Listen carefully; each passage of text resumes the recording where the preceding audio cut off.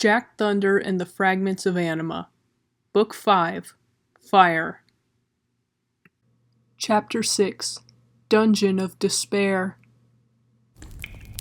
Jack Thunder rushed down the spiral stairway of the dungeon, not daring to look back.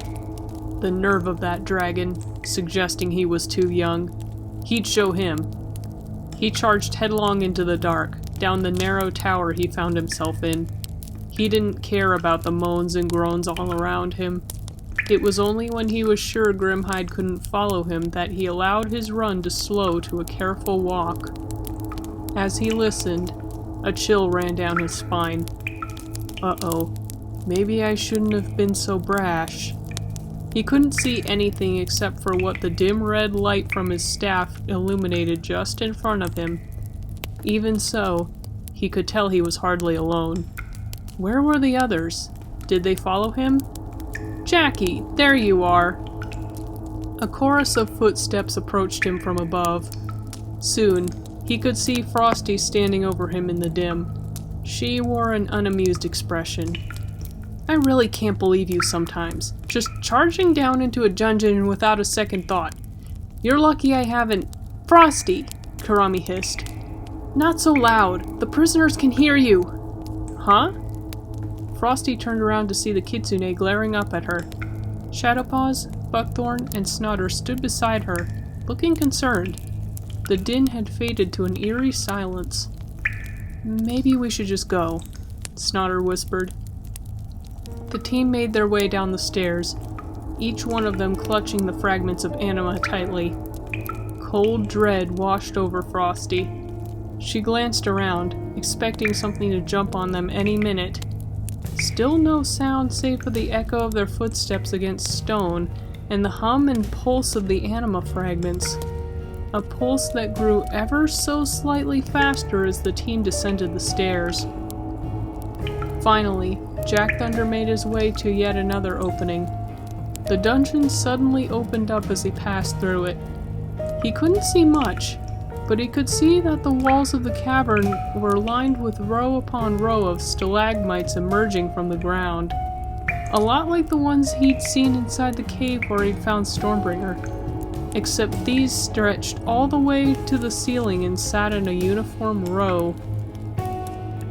Out of the blackness behind the stalagmites, pairs upon pairs of glowing eyes of all colors stared back at Jack Thunder. He realized what these rocks were supposed to do. They were bars. Prison bars to hold the dangerous outlaws in. He staggered back as a claw shot out at him. It managed to graze his cheek, slicing through it. It didn't hurt too much, but when he put his hand up to his cheek and looked at it in the dim light, he noticed a dark liquid on his glove. A blast of freezing energy blew past his head and struck the attacker straight in the chest. A fierce cry echoed through the chamber before a thunk sounded, the outlaw having been encased in ice. Jack Thunder looked behind him to see a fuming Frosty, icy energy swirling around her hands. He didn't need to tell the others to stay away from the bars. They already knew. Through narrow hallways, they made their way through the maze of the dungeon. All they had to guide them was the dim red light from their anima fragments. Over uneven pathways, past aggressive monsters, and through many twists and turns, the fragments began to pulse faster and faster. Jack Thunder wiped the sweat from his brow. This wasn't easy, but at least he knew they were getting closer. Hopefully, they would reach Yuki before those bars broke. He didn't know how long they would last with all the outlaws constantly throwing themselves against them. He could already hear the sound of stone cracking. Even more were yelling things at them that he would definitely get in trouble for repeating. The storm gremlin couldn't help but think of who they must have been before they came down here. True, they were dangerous, but the years spent down there had made them borderline feral. He wondered what kind of good this was supposed to do. Was that the plan all along? Just to throw them away? Never to see the light of day again? Finally, Jack Thunder made his way to a fork in the road. The path split 3 ways, left, right, and straight ahead.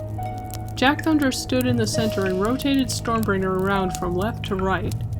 The staff's pulses became stronger as he rotated towards the center path, then faded as he reached the rightmost path. He turned back to the center. "Alright then, I guess it's down this way." He motioned for the others to follow. Unbeknownst to him, 2 lava dragon whelps were watching him, perched atop 2 of the sky-high stalagmites. They paled when they saw where he was headed. "Titania's chamber?" one of them whisper-yelled to the other. This was bad. This was really bad. Of all the villains in the dungeons, Titania was the worst of them all. She used to be the queen of the butterflies, ruling alongside her husband, King Oberon. For many years, their rule was peaceful. However, Titania grew ever more paranoid as the years wore on. No matter how harmonious things were, she couldn't stop thinking that her citizens were conspiring against her. One day, her madness came to a head. A visiting human had made the mistake of falling asleep in Titania's garden, something that Titania saw as a threat. It was late at night and no one else was around. Goliath and Gilgamesh retched at the memory. Titania had eaten the human, cooked her into soup and served her to the nobility.